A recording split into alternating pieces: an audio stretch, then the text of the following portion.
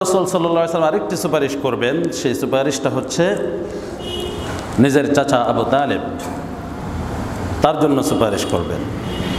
আর তার জন্য কি সুপারিশ করবে? তিনি তো ঈমান আনেননি, তিনার জন্য জাহান্নামের শাস্তি যেন হালকা করে দেওয়া হয়, শাস্তি যেন একটু লঘু করা হয়, এই জন্য সুপারিশ করবে। বুখারী শরীফের হাদিসে আছে, রাসূল সাল্লাল্লাহু আলাইহি ওয়াসাল্লামকে হযরত আব্বাস রাদিয়াল্লাহু তাআলা আনহু জিজ্ঞেস করলেন, ইয়া রাসূলুল্লাহ, হাল নাফা'তা আবা তালিব, আপনাকে আবু তালেবকে কোনো উপকার পৌঁছাইতে পারবেন? ফাইন্নাহু ইয়াহুতুক ওয়া ইয়াগদাবু লাক, কেননা তিনি তো আপনাকে দুশমনদের হাত থেকে চতুর্দিকে বেষ্টনী করে রাখতেন, হেফাজত করতেন, এবং আপনার জন্য দেখা যায় দুশমনদের সাথে রাগ গোসা করতেন, ঝগড়া করতেন, তাদেরকে গরম হতেন যেন আপনার বিরোধিতা কেউ না করে।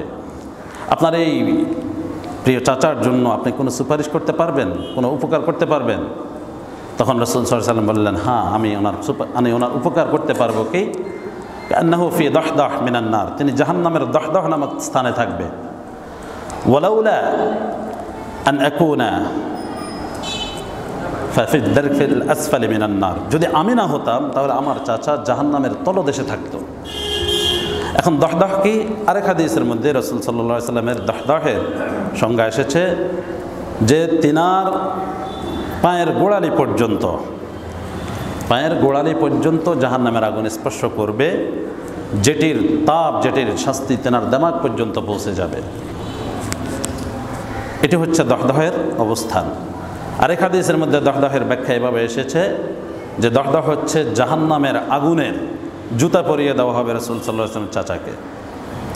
তা এতটুকু লঘু শাস্তি ওনার ব্যাপারে আল্লাহ রাসূল সাল্লাল্লাহু আলাইহি ওয়াসাল্লাম সুপারিশের মাধ্যমে হবে। লা ইলাহা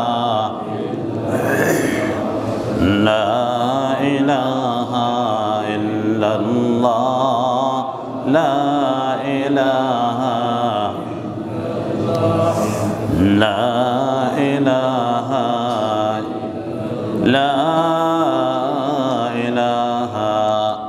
ইল্লাল্লাহু মুহাম্মাদুর রাসূলুল্লাহ সাল্লাল্লাহু আলাইহি ওয়াসাল্লাম।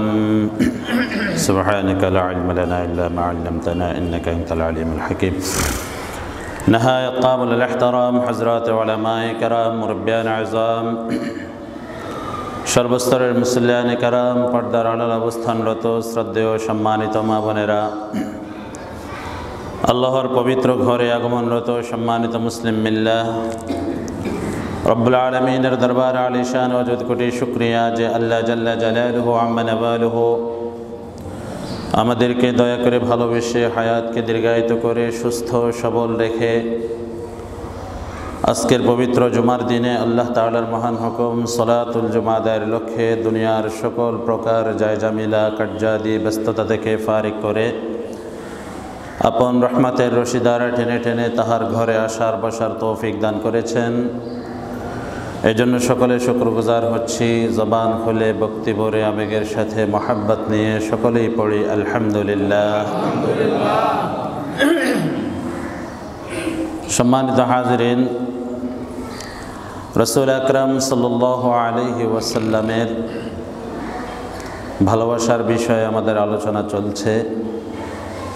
তিনাকে সবচেয়ে বেশি কেন ভালোবাসতে হবে এই প্রশ্নের জবাবে আমরা খুঁজছি। ভালোবাসার 5টি কারণের মধ্যে 3টি কারণ আমরা বর্ণনা করেছি। 3টি কারণ, প্রথমটি ছিল গুণের কারণ। গুণের দিক থেকে বিশ্বনবী সেরা, সেই হিসাবে তিনি সবচেয়ে বেশি ভালোবাসার দাবিদার রাখেন, ভালোবাসা পাওয়ার যোগ্যতা রাখেন।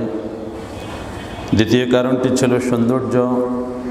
নবীজি সাল্লাল্লাহু আলাইহি ওয়াসাল্লামের সৌন্দর্য সবচেয়ে বেশি সুন্দর, তার শারীরিক অবকাঠামো সবচেয়ে বেশি সুন্দর, তার আদর্শ পৃথিবীর বুকে সবচাইতে সেরা এবং সুন্দর। সৌন্দর্যকে 2 দিকে ভাগ করেছিলাম আমরা, মিলাদের সৌন্দর্য, সিরাতের সৌন্দর্য।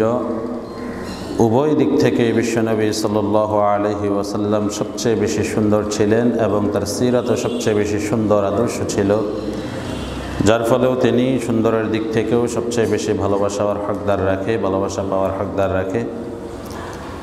তৃতীয় নম্বর কারণ ছিল সম্পর্কের কারণে মানুষ মানুষকে ভালোবাসে। বিগত জুমা আমরা এই বিষয়টি আলোচনা করেছিলাম যে আল্লাহ রাসূল সাল্লাল্লাহু আলাইহি ওয়াসাল্লাম আমরা উম্মত যারা আছি আমাদের সাথে কি পরিমাণ সম্পর্ক রক্ষা করেছেন।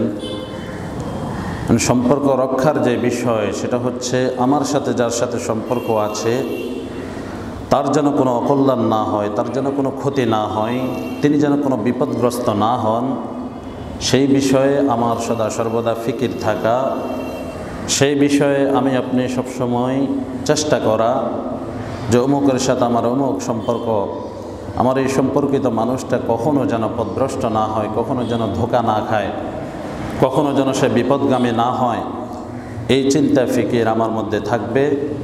তাহলেই আমি তার সাথে যেই সম্পর্কের সাথে জড়িত থাকি সেই সম্পর্কটা রক্ষা হবে। আমরা যেহেতু রাসূল সাল্লাল্লাহু আলাইহি ওয়াসাল্লামের উম্মত, তিনি আমাদের নবী, আমাদের রাসূল, তো নবী রাসূল হিসেবে তিনি উম্মতের কল্যাণের ফিকির সদা সর্বদা করবেন। উম্মত যাতে কোনোভাবেই গুমরাহিতে লিপ্ত না হয়, কোনোভাবেই পথভ্রষ্ট না হয়, কোনোভাবেই জাহান্নামের খোরাক বনে না যায়, এই বিষয়টা, এই চিন্তাটা ওনার মাথায় সদা সর্বদাই থাকবে। আর এই বিষয়টি বিশ্বনবী সাল্লাল্লাহু আলাইহি ওয়াসাল্লামের মাঝে কেমন ছিল তার কিছুটা আমরা আলোকপাত বিগত জুমায় করেছিলাম। আমরা উম্মত হিসেবে নবীজির সাথে যেই পরিমাণ সম্পর্ক রাখার প্রয়োজন, যে প্রতিটি মুহূর্তে নবী সাল্লাল্লাহু আলাইহি ওয়াসাল্লামের আদর্শকে অনুসরণ করা, তিনাকে সম্মান করা, তিনাকে ভালোবাসা, তিনার মর্জি মোতাবেক চলা, তিনার আনিত ধর্ম ইসলামকে পরিপূর্ণরূপে মানা, এই বিষয়গুলো মানার ক্ষেত্রে আমাদের যতটুকুই কমতি আছে, আমাদের যত খামখেয়ালি আছে, আমাদের যত অলসতা আছে, আমাদের যত বিমুখতা আছে, নবী সাল্লাল্লাহু আলাইহি ওয়াসাল্লামের দিক থেকে আমাদের কল্যাণের জন্য, আমাদের মুক্তির জন্যে ওনার ফিকির কষ্টের কোনো দিক থেকে কোনো কিছুরই কমতি ছিল না। উম্মতের প্রতি এমন দরদী নবী আমরা আর কোথাও খুঁজে পাব না। আর কোনো নবীও তার উম্মতের প্রতি এত দরদ, এত ভালোবাসা, এত মহাব্বত প্রকাশ করতে পারেননি। যেই দরদ, যেই ভালোবাসা, যেই ত্যাগ আমাদের নবীজি আমাদের জন্য করেছেন, যে ভালোবাসা আমাদেরকে দিয়েছেন, যে ফিকির আমাদের জন্য করেছেন, হজরতে আদম আলাইহিস সালাম থেকে নবী সাল্লাল্লাহু আলাইহি ওয়াসাল্লাম আগে হজরত ঈসা আলাইহিস সালাম পর্যন্ত আর কোনো নবীর মধ্যে বিশ্বনবী সাল্লাল্লাহু আলাইহি ওয়াসাল্লামের মতো উম্মতের জন্য দরদ, ভালোবাসা এই পরিমাণ প্রকাশিত হয়নি। রব্বুল আলামিন খুদ কোরআন মাজিদেই বলেছেন, আন-নাবিয়্যু আওলা বিল মুমিনিনা মিন আনফুসিহিম। আমরা নিজেরা নিজেদের প্রতি যত দরদি, নিজেরা নিজের যত কল্যাণ চাই, নিজেরা নিজের জীবনকে যতটুকু ভালোবাসি, এর চাইতে বেশি ভালোবাসেন নবীজি আমাদেরকে। সুবহান। একজন মানুষ পৃথিবীতে তার মাকে যে সবচেয়ে বেশি ভালোবাসে তা না। একজন মানুষ পৃথিবীতে তার পিতাকে যে সবচেয়ে বেশি ভালোবাসে তা না। তার সন্তানকে সবচেয়ে বেশি ভালোবাসে তা না, বরং মানুষ তার নিজেকেই সবচেয়ে বেশি ভালোবাসে। হ্যাঁ, দুনিয়ার বুকে দেখা যায় আমরা কিছু কিছু নজির দেখতে পাই যে মায়ের জন্য সন্তান নিজের জীবন শেষ করে দিয়েছে, বাবার জন্য জীবন শেষ করে দিয়েছে, সন্তানের জন্য বাবা নিজের জীবন শেষ করে দিয়েছে। তো এটা দুনিয়ার হায়াতের মধ্যে আমরা কিছুটা মাঝে মাঝে দেখলেও অধিকাংশ হারে কিন্তু এটি সাব্যস্ত হবে না, বা এ বিধান আমরা দিতে পারবো না। মানুষ নিজেকে সবচেয়ে বেশি ভালোবাসে, এটি পরিপূর্ণরূপে প্রকাশিত হবে, পরিপূর্ণরূপে প্রমাণিত হবে হাসরের মাঠে। যে হাসরের মাঠ সংক্রান্ত আল্লাহ রাব্বুল আলামিন কোরআনে মাজিদ ইরশাদ করেছেন, ইয়াউমা ইয়াফিরুল মারউ মিন আখিহি ওয়া উম্মিহি ওয়া আবিহি ওয়া সাহিবাতিহি ওয়া বানিহি লিকুল্লি ইমরিইম মিনহুম ইয়াউমাইযিন শা'নুন ইউগনি। যে একজন মানুষ আরেকজন থেকে পলায়ন করবে, পিতা সন্তান থেকে পলায়ন করবে, সন্তান পিতা থেকে পলায়ন করবে, ভাই ভাই থেকে পলায়ন করবে, বোন ভাই থেকে পলায়ন করবে, স্বামী স্ত্রী থেকে পলায়ন করবে, স্ত্রী স্বামী থেকে পলায়ন করবে। কেউ কারো পরিচয় দিবে না, সবাই শুধু নাফসি নাফসি বলে ঘুরতে থাকবে, কেউ এই পরিচয় দিবে না। এই জন্য যদি পরিচয় দেয়, কোনো কারণে যদি কোনো একটা নেকি চায়া বসে যে তুমি আমাকে একটা নেকি দাও, তুমি তো আমার মা ছিলে, হ্যাঁ আমার জন্য তোমার কত কষ্ট ছিল, কত ত্যাগ ছিল, কত রাতের ঘুমকে তুমি হারাম করেছ, নিজে বিজায় শুয়েছ আমাকে শুকনো রেখেছ, নিজে রোগাক্রান্ত হয়েছ আমাকে সুস্থ করে তুলেছ, এরকম কষ্ট তুমি আমার জন্য মা করেছো দুনিয়াতে। আজকে তুমি আমাকে একটা নেকি দিয়ে আমাকে পার করে দাও, একটা নেকির জন্য আমি ধরা খেয়ে গিয়েছি। এই একটা নেকি দেওয়ার ভয়ে দেখা যায় মা সন্তানের পরিচয় দিবে না। তো হাশরের মাঠের এই করুণ পরিস্থিতি যখন মানুষের সামনে চলে আসবে, তখন পরিপূর্ণরূপে প্রমাণিত হবে যে প্রত্যেকটা মানুষ শুধু নিজের ফিকির ছাড়া আর কারো ফিকির করছে না। তো আল্লাহ রসুল সাল্লাল্লাহু আলাইহি ওয়াসাল্লামের গুণ আল্লাহ তাআলা বলেন যে আন-নাবিয়্যু আওলা বিল মুমিনিনা মিন আনফুসিহিম, নবীজির অবস্থা এমন যে তিনি মুমিনদের প্রতি, বিশ্বাসীদের প্রতি, ঈমানদারদের প্রতি তাদের নিজেদের চাইতেও বেশি প্রিয় ছিলেন। সুবহানাল্লাহ বিহামদিহি। আমরা আমাদের নিজের এত কল্যাণ করতে পারবো না, নিজের জন্য এত ফিকির করতে পারি না যতটুকু ফিকির আমাদের প্রিয় নবীজি আমাদের জন্য করেছেন। আমরা বিগত জুমা বলেছিলাম যে রাসূল সাল্লাল্লাহু আলাইহি ওয়াসাল্লাম হযরত ইব্রাহিম আলাইহিস সালামের উম্মতের ফিকিরের কথা চিন্তা করেছেন। হ্যাঁ, রব্বি ইন্নাহুন্না আযাল্লানা কাসীরাম মিনান নাস ফামান তাবিআনি ফাইন্নাহু মিন্নী ওয়া মান আসানি ফাইন্নাকা গফুরুর রহিম। হযরত ঈসা আলাইহিস সালাম যে উম্মতের ফিকির করেছেন, ইন তুআযিবহুম ফাইন্নাহুম ইবাদুক ওয়া ইন তাগফির লাহুম ফাইন্নাকা আনতাল আজিজুল হাকীম। এই আয়াতগুলো পড়ে পড়ে ক্রন্দন করতেছেন আর আল্লাহর দরবারে দুটি হাত তুলে দিয়েছেন এবং বলতেছেন উম্মতি উম্মতি, আয় আল্লাহ আমার উম্মতের ব্যাপারে আমার সুপারিশ, আমার উম্মতের ব্যাপারে আপনি কি করবেন, এভাবে ক্রন্দন করতেছেন। আল্লাহ তাআলা জিবরাইল আমিনকে পাঠিয়েছেন এবং জিবরাইল আমিনকে জানিয়ে দিয়েছেন যে আমার হাবিবকে জানিয়ে দেন ইন্না সানুরদিকা ফি উম্মতিক, আপনি এভাবে ক্রন্দন করতে হবে না, আপনার উম্মতের ব্যাপারে আপনাকে সন্তুষ্ট করা হবে। রাসূল সাল্লাল্লাহু আলাইহি ওয়াসাল্লাম মিরাজে গিয়ে উম্মতের ফিকির করেছেন, রবের পক্ষ থেকে শান্তির সালাম গ্রহণ করেছেন, শুধু নিজের জন্য গ্রহণ করেননি। রাসূল সাল্লাল্লাহু আলাইহি ওয়াসাল্লাম যখন রফিকা আলার দরবারে চলে যাবেন, মহান রবের ডাকে সাড়া দিবেন, জিবরাইল আমিন যখন তার পাশে দাঁড়িয়েছিলেন, আজরাইল চলে এসেছেন এবং রাসূল সাল্লাল্লাহু আলাইহি ওয়াসাল্লামের জান কবজের জন্য অনুমতি চাচ্ছেন। আজরাইল তো পৃথিবীর বুকে দ্বিতীয় কোনো হাস্তি এমন নাই যার থেকে অনুমতি নিয়ে জান নিয়েছে।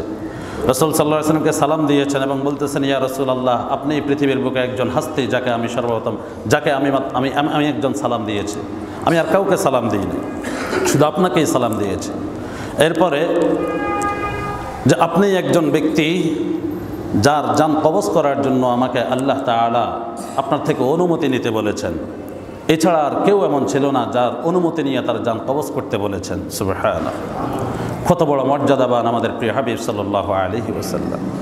তো রাসূল সাল্লাল্লাহু আলাইহি ওয়াসাল্লাম থেকে যখন এই অনুমতি আজরাইল চাইলেন, আজরাইল আলাইহিস সালামকে অনুমতি চাওয়ার পরে রাসূল সাল্লাল্লাহু আলাইহি ওয়াসাল্লাম জিবরাইলের দিকে তাকাইয়া বললেন যে জিবরাইল, আপনি কি বলেন?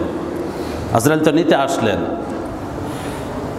জিবরাইল বললেন যে আল্লাহ তাআলা আপনার সাক্ষাতের অপেক্ষায় আছে। রাসূল সাল্লাল্লাহু আলাইহি ওয়াসাল্লাম বললেন, ঠিক আছে, আমি চলে যাব, আমার উম্মতের ব্যাপারে আল্লাহ তাআলা সিদ্ধান্তকে আমাকে জানিয়ে দেন। এই মহেন্দ্রক্ষণ মুহূর্ত যেটাকে বলা হয়, রবের সাথে তিনার সাক্ষাৎ হবে, চলে যাবেন তার কাছে, ঠিক সেই মুহূর্ত আমাদের কথা বলেননি, উম্মতের কথা বলেননি। রাসূল সাল্লাল্লাহু আলাইহি ওয়াসাল্লাম এই মুহূর্তেও রবের থেকে উম্মতের ব্যাপারে সিদ্ধান্ত নিয়েছেন যে আল্লাহ তাআলা উম্মতের ব্যাপারে তিনাকে অসন্তুষ্ট করবেন না। যখন সন্তুষ্ট করবেন বলেছেন, তিনি সাথে সাথে ঘোষণা করলেন, ওয়ালান আরদাউ আহাদুম মিন উম্মতি ফিন্নার, আমি ততক্ষণ পর্যন্ত সন্তুষ্ট হব না যতক্ষণ পর্যন্ত আমার কোনো একজন উম্মত জাহান্নামের মধ্যে থাকবে। সুবহানাল্লাহ।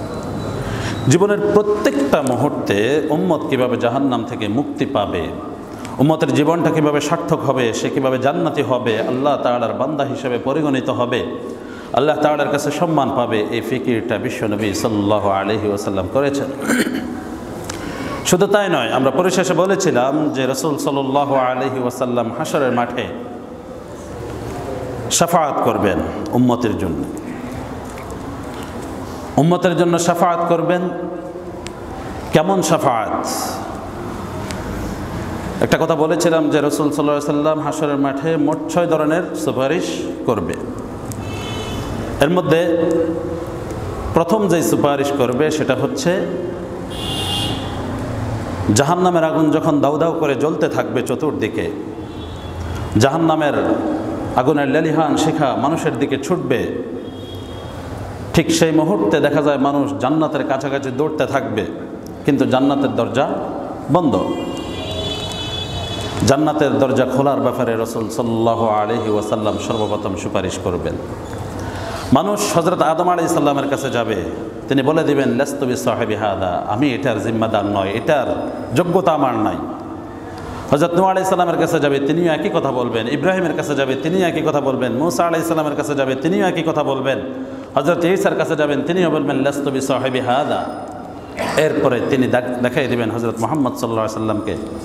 রাসূল সাল্লাল্লাহু আলাইহি সাল্লাম জান্নাতের দরজা খোলার ব্যাপারে অনুমতি পাবেন। মুসলিম শরীফের হাদিস আছে। দ্বিতীয় সুপারিশ আল্লাহ রাসূল সাল্লাল্লাহু আলাইহি ওয়াসাল্লাম যেটা করবেন সেটা হচ্ছে তিনার উম্মতের মধ্যে থেকে যারা বিনা হিসাবে জান্নাতে প্রবেশ করবেন, বিনা হিসাবে যারা জান্নাতে প্রবেশ করবে তাদেরকে আগেই জান্নাতে পৌঁছানোর ব্যাপারে সুপারিশ করবে। হাদিসে শাফাআতে কুবরা যে হাদিসটি আছে, লম্বা হাদিস, বুখারী শরীফ হাদিস, এটি আমরা আলোচনার শেষাংশে ইনশাআল্লাহ বর্ণনা করব। এটার মধ্যে আমরা তার প্রমাণ পাব।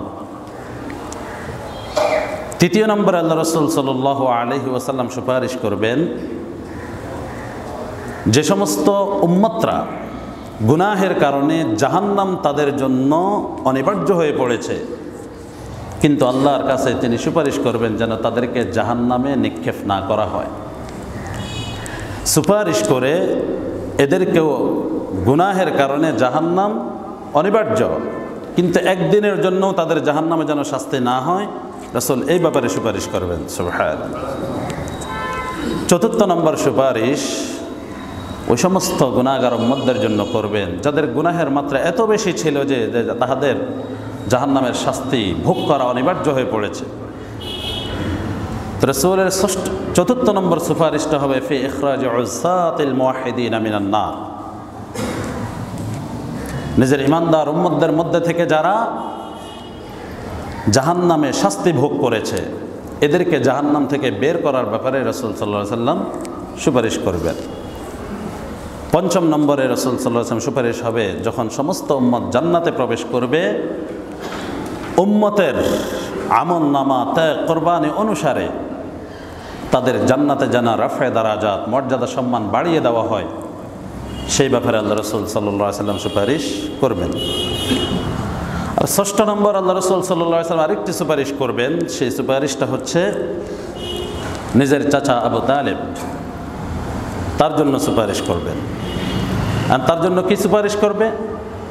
তিনি তো ঈমান আনেননি, তিনার জন্য জাহান্নামের শাস্তি যেন হালকা করে দেওয়া হয়, শাস্তি যেন একটু লঘু করা হয়, এই জন্য সুপারিশ করবে। বুখারী শরীফের হাদিসে আছে রাসূল সাল্লাল্লাহু আলাইহি সাল্লামকে হযরত আব্বাস রাদিয়াল্লাহু তাআলা আনহু জিজ্ঞাসা করলেন, ইয়া রাসূলুল্লাহ হাল নাফা'তা আবা তালিব, আপনাকে আবু তালেবকে কোনো উপকার পৌঁছাইতে পারবেন? ফাইন্নাহু ইয়াহুতুক ওয়া ইয়াগদাবু লাক, কেননা তিনি তো আপনাকে দুশমনদের হাত থেকে চতুর্দিকে বেষ্টনী করে রাখতেন, হেফাজত করতেন, এবং আপনার জন্য দেখা যায় দুশমনদের সাথে রাগ গোসা করতেন, ঝগড়া করতেন, তাদেরকে গরম হতেন যেন আপনার বিরোধিতা কেউ না করে।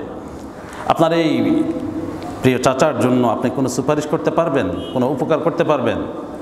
তখন রাসূল সাল্লাল্লাহু আলাইহি ওয়াসাল্লাম বললেন, হ্যাঁ, আমি ওনার উপকার করতে পারবো। কি? আন্নাহু ফি দাহদাহ মিনান নার, তিনি জাহান্নামের দাহদাহ নামক স্থানে থাকবে। ওয়ালাউলা আন আকুনা ফাফি দারকিল আসফালি মিনান নার, যদি আমি না হতাম তাহলে আমার চাচা জাহান্নামের তলদেশে থাকতো। এখন দাহদাহ কি? আরেক হাদিসের মধ্যে রাসূল সাল্লাল্লাহু আলাইহি ওয়াসাল্লামের দাহদাহের সংজ্ঞা এসেছে যে তিনার পায়ের গোড়ালি পর্যন্ত জাহান্নামের আগুন স্পর্শ করবে, যেটির তাপ, যেটির শাস্তি তেনার দিমাগ পর্যন্ত পৌঁছে যাবে। এটি হচ্ছে দাহদাহের অবস্থান। আরেক হাদিসের মধ্যে দাহদাহের ব্যাখ্যা এভাবে এসেছে যে দাহদাহ হচ্ছে জাহান্নামের আগুনের জুতা পরিয়ে দেওয়া হবে রাসূল সাল্লাল্লাহু আলাইহি ওয়াসাল্লাম চাচাকে। তা এতটুকু লঘু শাস্তি ওনার ব্যাপারে আল্লাহ রাসূল সাল্লাল্লাহু আলাইহি ওয়াসাল্লাম সুপারিশের মাধ্যমে হবে। এই যে 6টা সুপারিশ রাসূল সাল্লাল্লাহু আলাইহি ওয়াসাল্লাম করবেন, এই সুপারিশগুলো বিশ্বনবী সাল্লাল্লাহু আলাইহি ওয়াসাল্লাম ছাড়া আর দ্বিতীয় কোনো নবীর জন্য নাই, আর দ্বিতীয় কোনো মানুষের জন্য নাই। শুধুমাত্র রাসূল সাল্লাল্লাহু আলাইহি ওয়াসাল্লামের পক্ষেই এই 6টা সুপারিশ করা সম্ভব হবে। এখন আমাদের জন্য আল্লাহ রাসূল সাল্লাল্লাহু আলাইহি ওয়াসাল্লামের হাসরের মাঠে যে সুপারিশ, সে সুপারিশটা কেমন? হাসরের মাঠের পরিস্থিতিতে আমরা বললাম যে দেখা যায় একজন পিতা তার সন্তানের পরিচয় দিবেন, একজন মা তার সন্তানের পরিচয় দিবে না। রাসূল সাল্লাল্লাহু আলাইহি ওয়াসাল্লামের কাছে হযরত আবু হুরায়রা রাদিয়াল্লাহু তাআলা বর্ণনা করেন যে একদা গোশত নেওয়া হয়েছে এবং রানের কিছু গোশত রাসূল সাল্লাল্লাহু আলাইহি ওয়াসাল্লামকে দেওয়া হয়েছে। তিনি সেখান থেকে একটু করে খেলেন। খাওয়ার পর আল্লাহ রাসূল সাল্লাল্লাহু আলাইহি ওয়াসাল্লাম বললেন, আনা সাইয়্যিদুন নাস ইয়াউমাল কিয়ামা, আমি কিয়ামতের দিন মানুষের সকল মানবকুলের নেতা হব, সর্দার হব। তোমরা কি জানো সেটা কেন? তখন রাসূল সাল্লাল্লাহু আলাইহি ওয়াসাল্লাম বললেন, সেটার কারণ হচ্ছে এটি যে হাসরের মাঠে পৃথিবীর আউয়াল আখিরের আগের পরের সমস্ত মানুষকে এমন একটি মাঠে জমা করা হবে যেখানে সমস্ত মানুষ একসাথে একজনের আহ্বানকে শুনতে পাবে এবং সমস্ত মানুষকে একই দৃষ্টিতে গোচর হবে, এক দৃষ্টিতে সব মানুষকে দেখা যাবে, এমন একটি মাঠে সমস্ত মানুষকে উপস্থিত করা হবে। সেখানে মানুষের পরিস্থিতি হবে এমন যে সূর্য মানুষের নিকটে চলে আসবে, যার ফলে মানুষ নেহায়েত কষ্টের শিকার হয়ে এত কষ্ট ক্লেশের মধ্যে পড়বে যেটা তারা সইতেও পারবে না, কোনোভাবে হামল করতে পারবে না, অসহনীয় কষ্টের মধ্যে পড়বে। মানুষ একে অপরকে বলতে থাকবে যে তোমাদের কি এই অবস্থা থেকে মুক্তির জন্য কোনো সুপারিশকারী নাই?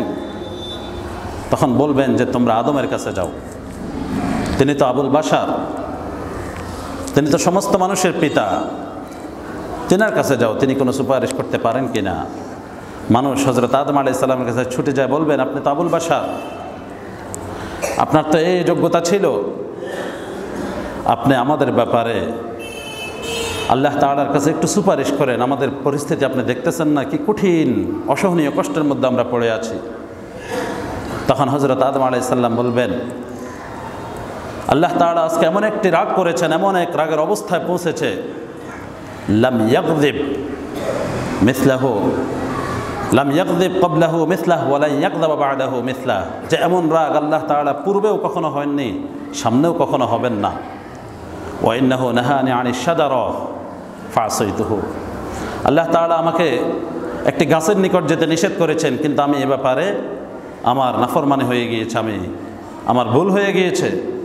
সুতরাং নফসি নফসি নফসি ইযহাবু ইলা গায়রি, আমি আমার চিন্তা করছি, তোমরা অন্যের কাছে যাও। কার কাছে যাবে? হযরত আদম আলাইহিস সালাম বলবেন, ইযহাবু ইলা নূহ, তোমরা হযরত নূহের কাছে যাও। হযরত নূহ আলাইহিস সালামের কাছে যাবেন, নূহ আলাইহিস সালাম একই উত্তর দিবেন এবং বলবেন যে আমার জন্য একটি দোয়া ছিল, যেটি যেমন করে চাইলে আল্লাহ তাআলা কবুল করতেন, সেই দোয়াটা আমার জন্য ছিল, কিন্তু দেখা যায় আমি সেই দোয়াটি দুনিয়াতেই আমার উম্মতের ব্যাপারে করে ফেলেছি। সুতরাং নফসি নফসি ইযহাবু ইলা গায়রি, অন্যের কাছে যাও। কার কাছে? তিনি বলবেন ইযহাবু ইলা ইব্রাহিম, তোমরা ইব্রাহিমের কাছে যাও। হযরত ইব্রাহিমের কাছে সকলে ছুটবে। এবার ইব্রাহিম আলাইহিস সালাম বলবেন, সেম উত্তর দিবে যে আল্লাহর এই গুসা আর কখনো হয় না, আর সামনেও কখনো হবে না। তিনি বলবেন যে ইন্নী ক্বাদ কাযাবতু সালাসা কিযবাত ওয়া ইন্নী ক্বাদ কুনতু কাযাবতু সালাসা কিযবাত, আমি 3টি মিথ্যা কথা বলেছিলাম। কেমন 3টি মিথ্যা কথা? বুখারী শরীফের হাদিসেও আছে। রাসূল সাল্লাল্লাহু আলাইহি ওয়াসাল্লাম বলেন, ইন্না ইব্রাহিম আলাইহিস সালাম ক্বাদ কাযাবা, ইন্না ইব্রাহিম আলাইহিস সালাম লাম ইয়াকযিব গায়রা সালাস, হযরত ইব্রাহিম আলাইহিস সালাম 3টি মিথ্যা কথা ছাড়া আর কোনো মিথ্যা কথা বলেননি। এখন এই 3টি মিথ্যা কথা কি? 1 নম্বরে যখন ওনার কওমের লোকেরা ওনাকে মূর্তি পূজার মধ্যে উৎসবে নিয়ে যেতে চেয়েছিল, তখন তিনি না যাওয়ার জন্য বলেছেন, ইন্নী সাকিম, আমি অসুস্থ, আমি অসুস্থ। হযরত ইব্রাহিম আলাইহিস সালামের অসুস্থতা কিন্তু এই পরিমাণ ছিল না যে তিনি তাদের সাথে উৎসবে যেতে পারবে না, কিন্তু হজরত ইব্রাহিম আলাইহিস সালামের এই অসুস্থতা বলাটা এটা একটা মিথ্যা ছিল, যদিও মুফাসসিরিনরা এর ব্যাখ্যা বলেছেন যে এটি মিথ্যা ছিল না, এটি তাওরিয়া ছিল, তবুও তিনি এটাকে মিথ্যা হিসাবে ধরে নিয়েছেন। এগুলোর তাফসীর আছে, বলতে গেলে আমাদের সময় হবে না। দ্বিতীয় নম্বর মিথ্যা ছিল, তিনি যখন তাদের সাথে মূর্তির উৎসবে না গিয়ে, পূজাতে না গিয়ে, বরং তারা যখন চলে গেলেন ওই মূর্তিগুলোকে ভেঙ্গে চুরমার করে দিয়েছেন এবং তাদের মধ্যে বড় যেটা ছিল সেটাকে বাকি রেখেছে। এরপরে যখন তিনাকে জিজ্ঞাসা করা হয়েছে, আনতা ফাআলতা হাযা বিআলিহাতিনা ইয়া ইব্রাহিম, আমাদের উপাস্যগুলোর সাথে এই জঘন্য কর্মকাণ্ডটি কি তুমি করেছো ইব্রাহিম? তখন তিনি বললেন, বাল ফাআলাহু কাবীরুহুম, আমি তো বলি নাই, আমি তো করি নাই, বরং এদের মধ্যে বড় যেটা আছে সেটা করেছে। এই কথাটা তেনার মিথ্যা ছিল। এখন এগুলো প্রত্যেকটার ব্যাখ্যা আছে যে আসলেও কি এগুলো মিথ্যা না এগুলো একটি হিকমত, এগুলাকে শরীয়তের ভাষায় তাওরিয়া বলা হয়। তো যাই হোক, তবু এটা স্পষ্ট একটি রিসালাত বা তাওহীদের দাওয়াতের ক্ষেত্রে ওনার একটি হিকমত, উনি এটার জন্য দুর্বল। আরেকটি মিথ্যা ছিল, রাসূল হযরত ইব্রাহিম আলাইহিস সালাম যখন ওনার স্ত্রী সাহেবা সারা রাদিয়াল্লাহু তাআলা আনহা সালা আলাইহিস সালামকে নিয়ে ফিলিস্তিন থেকে মিশরের দিকে সফর করতেছেন, তখন মিশরের যে বাদশা ছিল তাকেও ফেরাউন বলা হতো। হযরত মুসা আলাইহিস সালাম যিনি ছিলেন তাকেও ফেরাউন বলা হতো। মুসা আলাইহিস সালামের যুগে যেই ফেরাউন, তার মূল নাম ছিল মাসহাব বিন রায়াদ, তাকে ইংরেজিতে রামাসিস বলা হয়। কিন্তু হযরত ইব্রাহিম আলাইহিস সালামের যুগে যেই বাদশা ছিল সেও জালেম ছিল, তাকেও ফেরাউন বলা হতো। তার অভ্যাস ছিল কোনো মুসাফির যদি তার স্ত্রীকে নিয়ে সফর করত, তখন সে তার স্ত্রীকে পাকড়াও করে এনে দর্শন করত। হযরত সারা আলাইহিস সালামকেও সে পাকড়াও করেছে। কিন্তু হযরত সারা আলাইহিস সালামের ব্যাপারে যখন জিজ্ঞাসা করছে উনি কে, হযরত ইব্রাহিম আলাইহিস সালাম স্ত্রী হিসেবে পরিচয় দেন না, বলেছেন উনি আমার বোন, বোন বলেছেন। যদি এটার ব্যাখ্যা আছে যে হযরত আদমের সন্তান হিসেবে সকলেই বোন এবং ইসলামের দিক থেকে সকলের মধ্যে ভ্রাতৃত্বের বন্ধন আছে, তবে এই কথাটাও তেনার কী ছিল? মিথ্যা ছিল। কারণ ভাই বোন যদি একসাথে চলতো তখন আর তাদেরকে পাকড়াও করতো না, দর্শনও করতো না। এই হিকমতে তিনি বোন হিসেবে পরিচয় দিয়েছেন। হযরত ইব্রাহিম আলাইহিস সালামের এই কথাটাও মিথ্যা ছিলেন। এখন হযরত ইব্রাহিম আলাইহিস সালামের এই যে তিনটা মিথ্যা, এগুলোই বাস্তবেই কি মিথ্যা ছিল না এগুলো হিকমত ছিল, এই বিষয়ে আপনারা সূরা আম্বিয়ার 51 থেকে 70 নম্বর আয়াতের তাফসীর যদি পড়েন, অর্থ যদি পড়েন, তাহলে যে বিস্তারিত আলোচনা পাবেন, সেগুলো আমরা পড়ে নিলে বুঝতে পারবো। আর আমরাও যদি কখনও ধারাবাহিক তাফসীরের মধ্যে আসি ইনশাআল্লাহ, তখন সেগুলো আমরা স্পষ্ট করে বলতে পারবো। এই তিনটে মিথ্যার কারণে হযরত ইব্রাহিম আলাইহিস সালাম বলবেন যে আমার পক্ষেও আজকে তোমাদের জন্য সুপারিশ করা সম্ভব না, নাফসি নাফসি, তোমরা অন্যের কাছে যাও। হযরত মুসা আলাইহিস সালামের কথা দেখিয়ে দিবেন। হযরত মুসা আলাইহিস সালামের কাছে যখন তিনি যাবেন, মুসা আলাইহিস সালামের কাছে যখন মানুষ যাবেন, মুসা আলাইহিস সালাম একই কথা বলবেন যে আমি একজনকে হত্যা করে ফেলেছিলাম, একটা থাপ্পড় দিয়েছি, সে মারা গিয়েছে, কিন্তু তাকে মারানোর ব্যাপারে আমার প্রতি নির্দেশ ছিল না, নাফসি নাফসি, তিনিও নাফসি নাফসি বলবেন। প্রত্যেক নবীর হালাত এমন। তিনি হযরত ঈসার কাছে পাঠাবেন, তিনি তার কোনো গুনাহের কথা উল্লেখ করবেন না, কিন্তু বলবেন নাফসি নাফসি, আমি আমাকে বাঁচানোর ফিকির করছি, তোমরা অন্যের কাছে যাও। তিনি দেখিয়ে দিবেন হযরত মুহাম্মদ সাল্লাল্লাহু আলাইহি ওয়াসাল্লামের কাছে। এখন মুহাম্মদ সাল্লাল্লাহু আলাইহি ওয়াসাল্লাম সাইয়্যিদুন নাস কীভাবে হচ্ছেন, এটার বর্ণনা, এটার প্রমাণ এবার দেখেন।